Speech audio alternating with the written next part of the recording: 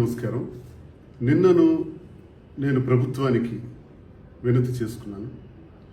ముఖ్యమంత్రి శ్రీ చంద్రబాబు నాయుడు గారికి, అలాగే ఉప ముఖ్యమంత్రి పవన్ కళ్యాణ్ గారికి, అలాగే మరి నారా లోకేష్ గారు, సంబంధిత విద్యాశాఖ మంత్రి గారు, వీరితో పాటు రాష్ట్ర గవర్నర్ గారికి కూడా ఈరోజు నిన్న నేను చేసినటువంటి రిక్వెస్ట్ మేరకు ముందుగా గవర్నర్ గారికి వినతి పత్రం తయారు చేశాను.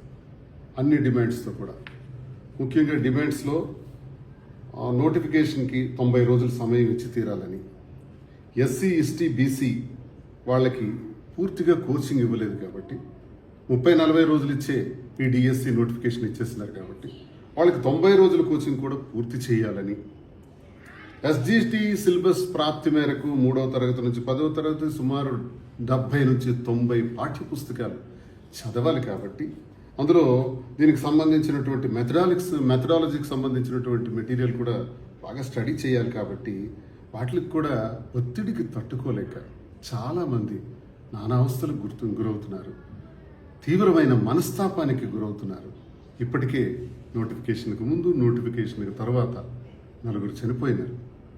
మంచి ర్యాంక్ వచ్చినటువంటి ఆ రామ్నాయక్ అనంతపూర్, లక్ష్మీ వెస్ట్ గోదావరి, వీళ్ళకు కూడా చాలా అన్యాయంగా పాపం ప్రాణాలు కోల్పోయినారు.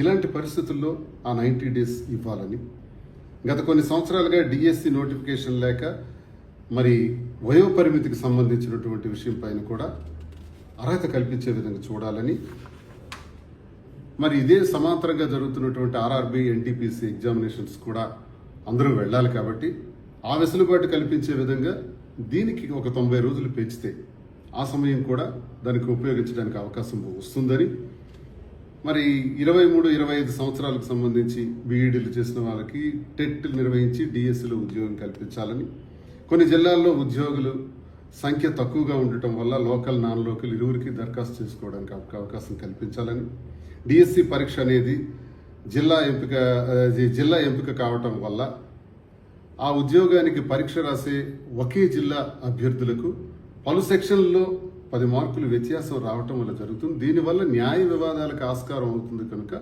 నెగిటివ్ మార్కులు లేని నార్మలైజేషన్ ప్రక్రియ విధానం శ్రేయస్కరం కాదని, మరి మే 30వ తేదీ నుండి జూన్ 5 వరకు పరీక్ష హాల్ టికెట్స్ కూడా ఇచ్చేయడానికి రెడీ అయిపోయారు.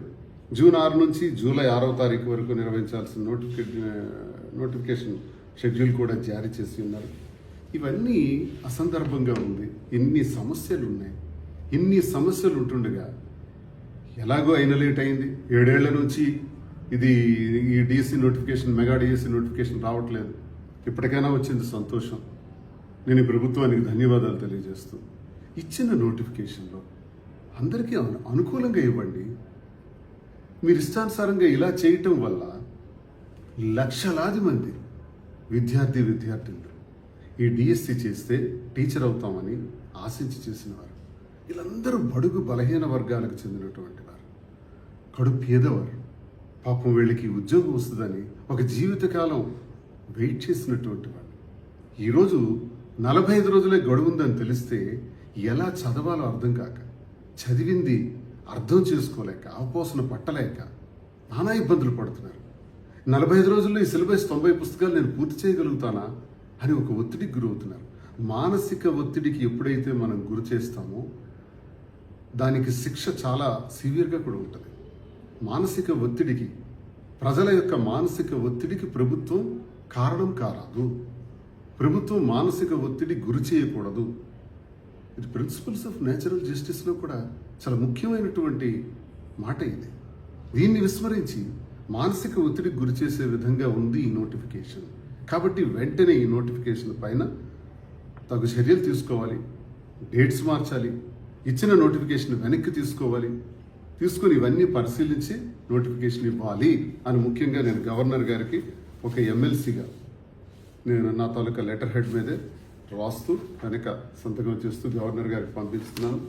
ఆల్రెడీ రాష్ట్ర ముఖ్యమంత్రి వర్యులు చంద్రబాబు నాయుడు గారికి, అదేవిధంగా ఉప ముఖ్యమంత్రి వర్యులు పవన్ కళ్యాణ్ గారికి, అలాగే విద్యాశాఖ మంత్రి వర్యులు నారా లోకేష్ గారికి ఈ విధంగా ఈ 4 కూడా ఆల్రెడీ మెయిల్ చేసి పంపించాం. నేనే నిన్నటి నుంచి కూడా స్వయంగా కలుద్దామని, సమయం లేదు, మరి కొన్ని గంటల్లోనే హాల్ టికెట్స్ ఇచ్చేసే అవకాశాలు ఉన్నాయి. కాబట్టి నాకైతే నిన్నటి నుంచి ఈ రోజు కూడా చాలామంది ఏడ్చుకుంటా ఫోన్లు చేస్తున్నారు, మానసికంగా చాలా ఇబ్బంది పడుతున్నామండి అని చెప్తున్నారు. దయచేసి ఏదో ఒక నిర్ణయం జరగాలి అంటున్నారు. కనుక నేను మళ్ళీ ప్రభుత్వానికి ఈ లేఖల ద్వారా అఫీషియల్గా నేను తెలియజేస్తున్నాను.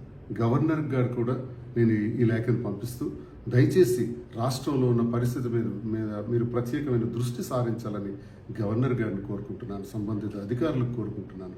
ఆఫ్టర్ ఆల్ వాళ్ళు కోరుకున్నది అదనంగా మరో 45 రోజులు మాత్రమే, అంతకు మించి ఏం కోరట్లా. ఒక 45 రోజులు సమయం ఇవ్వటానికి మన ప్రాణాలు ఏమైనా పోతాయా?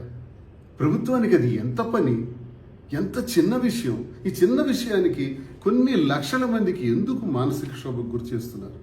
నాకు ఇది తీవ్రమైనటువంటి నాకు కూడా బాధ కలిగిస్తుంది. ఈ బాధతోనే నేను వ్యక్తిగతంగా మాట్లాడుతున్నాను. నేనేమి రాజకీయ పరంగా మాట్లాడలా. నేను ఎమ్మెల్సీ అయినప్పటికీ నేను ఇప్పుడు న్యూట్రల్గా ఉన్నాను, తటస్థుడిగానే నేను మాట్లాడుతున్నాను.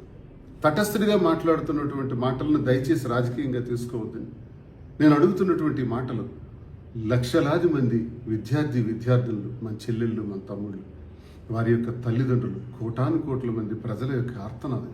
దయచేసి మీరు మన్నించాలని ప్రభుత్వాన్ని నేను వేడుకుంటూ, కొన్ని గంటలు మాత్రమే సమయం ఉంది కాబట్టి దీనిపైన వెంటనే నిర్ణయం తీసుకోవాలి.